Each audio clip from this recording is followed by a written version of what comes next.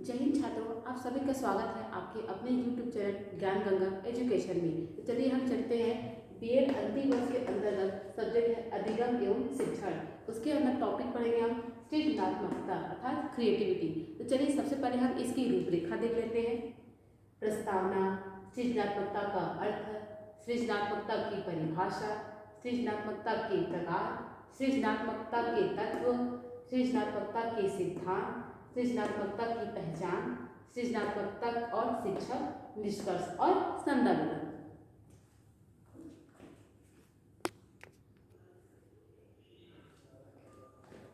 तो चलिए अब हम देखते हैं सृजनात्मकता की प्रस्तावना।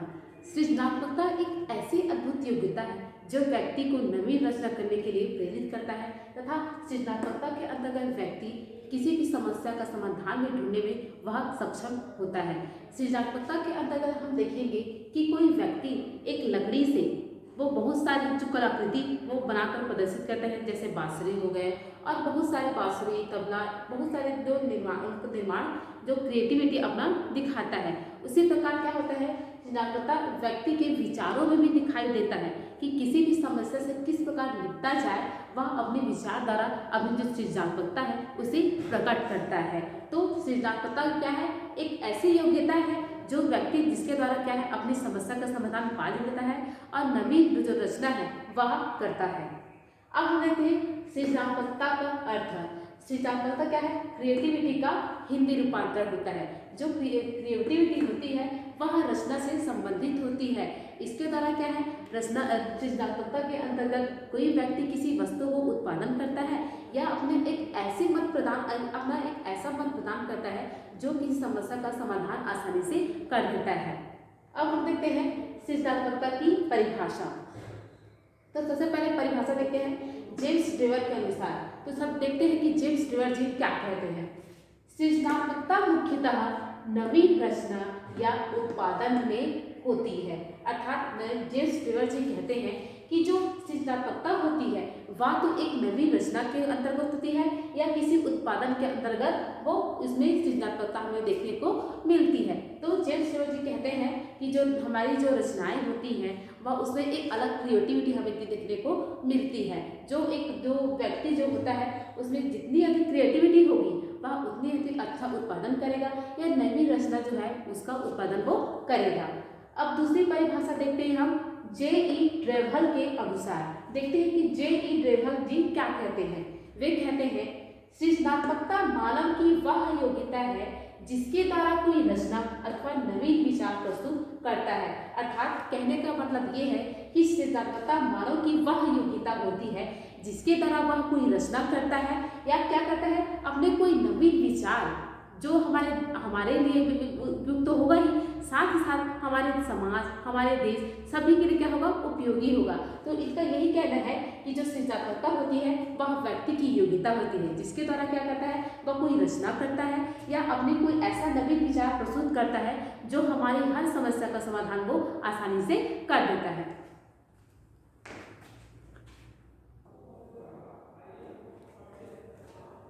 तो चलिए अब हम देखते हैं सृजनात्मकता के प्रकार कि ये जो क्रिएटिविटी है वो कितने प्रकार की होती है। तो सबसे पहले देखते हैं हम आविष्कारात्मक सृजनात्मकता। पहला क्या है हमारा, आविष्कारात्मक सृजनात्मकता, और दूसरा क्या है, नवाचारी सृजनात्मकता, और तीसरा है अभिव्यक्तात्मक सृजनात्मकता, और चौथा है उत्पादक सृजनात्मकता, और पांचवा है आपतित सृजनात्मकता। तो चलिए हम जो हमारी सृजनात्मकता के जो प्रकार है उसको एक एक करके डील करते जाते हैं कि ये जो पांचों जो सृजनात्मकता है वो क्या है और किस प्रकार ये सृजनात्मकता ये कहलाती है। तो इसको हम डील करेंगे।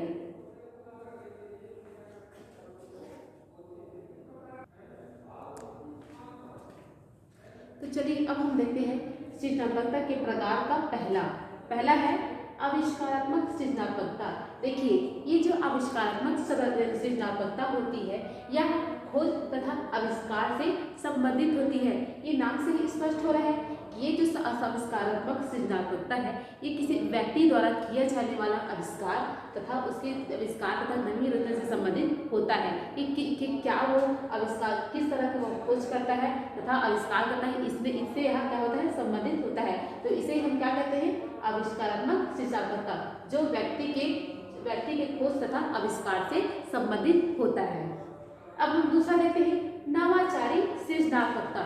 नवाचारी सृजनात्मकता क्या है, नए और मौलिक अर्थ खोजने, नए संप्रत्यय देने, नई परिभाषा देने आदि से संबंधित सृजनशीलता क्या कहलाती है, नवाचारी सृजनात्मकता कहलाती है। अर्थात कहने का मतलब ये है कि जो व्यक्ति होते हैं वो क्या करते हैं, किसी भी मौलिक कर्तव्य के तहत क्या करते हैं, खोजने अर्थात नई परिभाषा देने, किसी कोई भी जैसे समस्या है उस पर क्या करते हैं, अपना जो नवीन क्या होते हैं परिभाषा देते हैं या फिर किसी समस्या के ऊपर अपनी मत रखते हैं। तो इस प्रकार की जो सृजनात्मकता होती है वो व्यक्ति की उभर कर सामने आती है। तो यही जो नवाचारी जो उसकी विचार है या उसकी विचारधारा है या जो क्रिया है, ये हमारी क्या कहलाती है, नवाचारी सृजनात्मकता कहलाती है।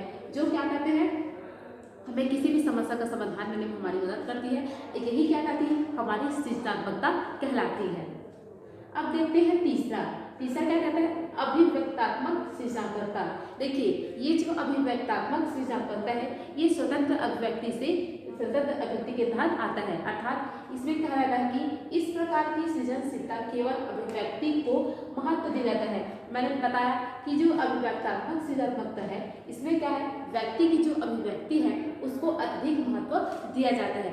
जैसे किसी बच्चों द्वारा बनाई गई पेंटिंग, अर्थात एक जो बच्चा होता है वो क्या करता है, अपनी अभिव्यक्ति के तहत क्या करता है, वो अपने मन से कोई चित्र बनाता है, अर्थात उसे जैसा भी आता है वह चित्र बनाता है। तो इसमें क्या करना चाहिए, हमें उसकी स्वतंत्र अभिव्यक्ति को महत्व देना चाहिए, जिससे क्या होती है, उसकी जो क्रिएटिविटी है उसका दिन प्रतिदिन क्या होता है, विकास होता जाता है और उसमें निरंतर वो तरक्की करता है और धीरे धीरे उस काम में वो क्या हो जाता है, निपुण हो जाता है।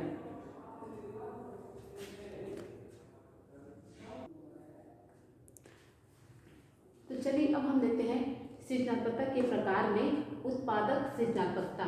देखिए उत्पादक सृजनात्मकता, इस प्रकार की सृजनात्मकता में कलात्मक और वैज्ञानिक वस्तुओं को पैदा करने की प्रवृत्ति को शामिल किया गया है। अर्थात जो उत्पादक सृजनात्मकता है, इसके अंदर क्या है, इसमें क्या कहते हैं, कलात्मक और वैज्ञानिक वस्तुओं को पैदा करने की जो हमारी जो प्रवृत्ति होती है, इसको इसके अंतर्गत शामिल किया गया है। देखिए इसमें इस प्रकार की सृजनात्मकता में स्वतंत्रता पर अंकुश लगाकर विभिन्न वस्तुएं तैयार की जाती है।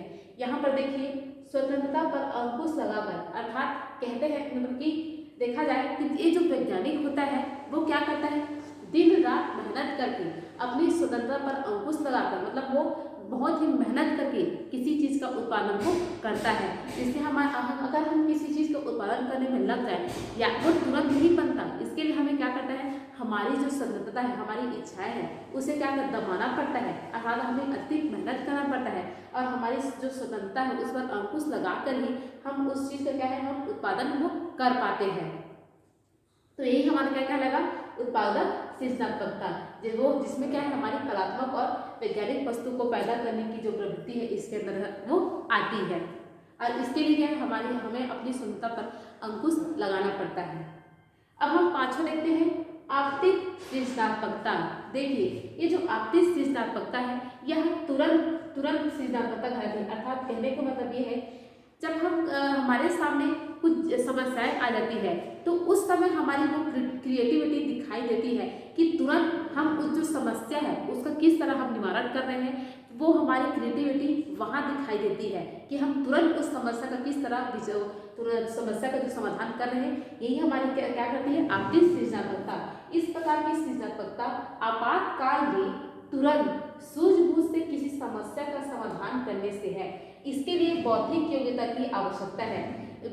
जब हम आपतित सृजनात्मकता की बात करते हैं तो यूं ही हम किसी समस्या का समाधान नहीं कर सकते। इसके लिए क्या है, हमें बौद्धिक योग्यता की अत्यधिक आवश्यकता होगी, जिसके तहत हम क्या कर पाएंगे, किसी भी समस्या का हम तुरंत निवारण कर पाएंगे। तो यही हमारी जो सिचुएशन के समय हमारी तुरंत निर्णय लेने की क्षमता, वही क्या हमारी क्या कहती है, आपतित सृजनात्मकता कहलाती है कि हम उस सिचुएशन में हम किस तरह अपनी जो सृजनात्मकता है उसे प्रदर्शित करते हैं।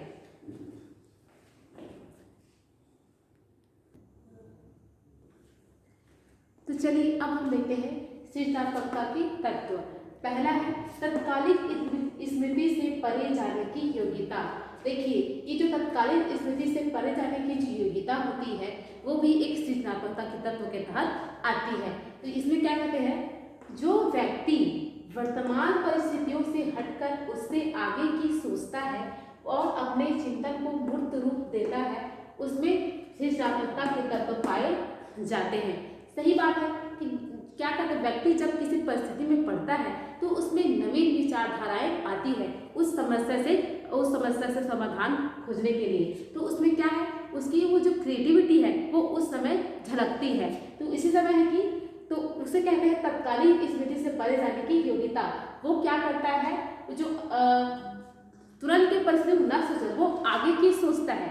वो इससे क्या होता है, उसकी जो क्या बोलते हैं सृजनात्मकता के जो तत्व है वो उसमें झलकती है। अब दूसरा देखते हैं समस्या की पुनर्व्याख्या। समस्या की पुनर्व्याख्या के अंतर्गत सृजनात्मकता का एक तत्व समस्या की पुनर्व्याख्या भी है। देखिए ये जो सृजनात्मकता होती है ये क्या है, ये जो समस्या होती है उसकी एक पुनर्व्याख्या भी है, अर्थात जो समस्याएं होती हैं उसको दोबारा से व्याख्या करना। ये गुण पाए जाते हैं एक नेता, शिक्षक और अध्यापक में। वो क्या करते हैं, वो कोई भी समस्या है वह अपनी क्रिएटिविटी के आधार पर उसकी पुनर्व्याख्या वो कर सकते हैं। इसके तहत उसमें वो उसकी क्रिएटिविटी की जो तत्व है वो दिखाई देते हैं। अब हम देखते हैं तीसरा सामंजस्य। देखिए जो बालक तथा व्यक्ति असामान्य किंतु प्रासंगिक विचार तथा तत्वों के साथ समन्वय स्थापित करते हैं ये इनकी सृजनात्मकता तत्व कहलाती है। अर्थात कोई बालक या व्यक्ति वो क्या करता है, अपने जो प्रासंगिक जो विचार है उसको क्या करते हैं, वो तत्वों के साथ समन्वय करके उसके निश्चित जो हमारे जो लक्ष्य होते हैं उस तक पहुँचते हैं। अर्थात क्या करते हैं, वे अपने विचार और उस समन्वय को क्या करते हैं कि आपस में स्थापित करते हैं और उसके निश्चित लक्ष्य तक वो पहुंचने का कार्य करते हैं। इससे क्या है, उस व्यक्ति या बालक की हमें वो क्रिएटिविटी हमें उस समय दिखाई देती है। यदि क्या करते हैं वो जो हमारी जो समस्याएं होती हैं उसमें क्या करते हैं, वो तुरंत निवारण कर लेते हैं और इस समय हमें उसकी जो क्रिएटिविटी है वो दिखाई देती है।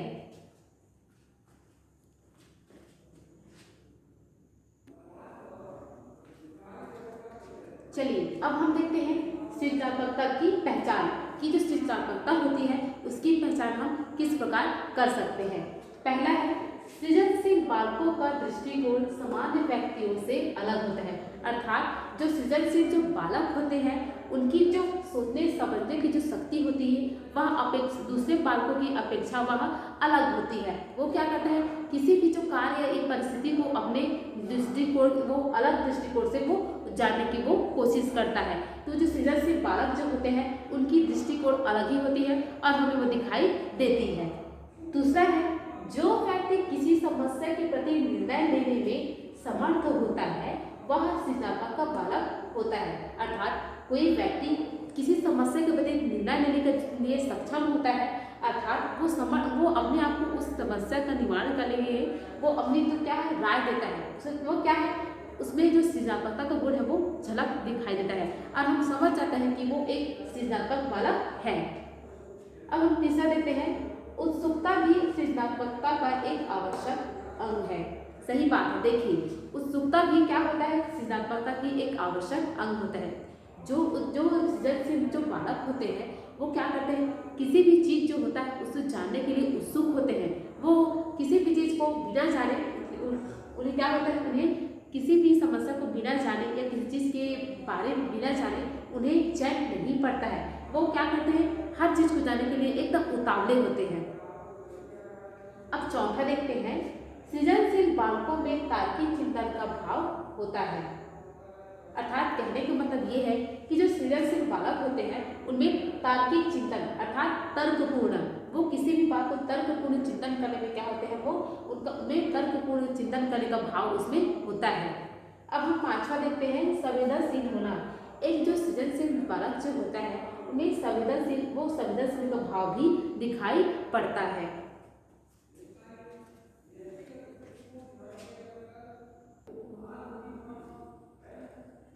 चलिए अब हम देखते हैं सृजनात्मकता और शिक्षा। सबसे पहले देखते हैं तथ्यों का अधिगम, अर्थात तथ्यों को जानना या सीखना।